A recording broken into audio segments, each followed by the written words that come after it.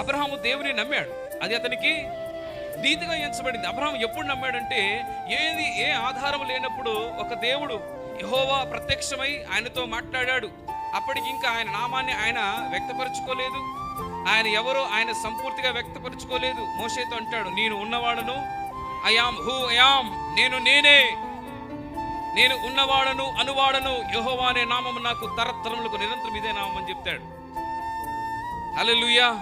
ఆ గొప్ప నామము కలిగిన ఆయన ఈ లోకంలోనికి వచ్చిన తరువాత పరలోకంలో ఉన్నప్పుడు ఆయన దావీదు కుమారుడు కాదు. ఎప్పుడు? పరలోకంలో ఉన్నప్పుడు ఆయన దావీదు కుమారుడా? చెప్పాలి, దావీదు కుమారుడా. శిలువ మీద ఉండి ఆయన ఏమంటాడు? తండ్రి తండ్రి ఎలా నా చెయ్యి మీరు విడిచిపెట్టారు. మరలా పరలోకంలోకి వెళ్ళిన తర్వాత తండ్రి కాదు, భూలోకంలో ఆయనకున్న పాత్రను బట్టి ఆ పేరు, ఆ పిలుపులు ఆయనకు వచ్చినాయి. సో ఇప్పుడు సబ్జెక్ట్లోనికి వెళ్దాం. ఎందుకు ఇదంతా చెప్తూ వచ్చారంటే, ఆయన మహోన్నతమైన దేవుడు, ఆయన ఉన్నతుడు, ఆయన శక్తిమంతుడు, ఆయనకు సాటి అయిన వారు ఎవరు కూడా లేరు. అలాంటి ఆయనను తోమ అంటున్నాడు, నేను నమ్మనే నమ్మను.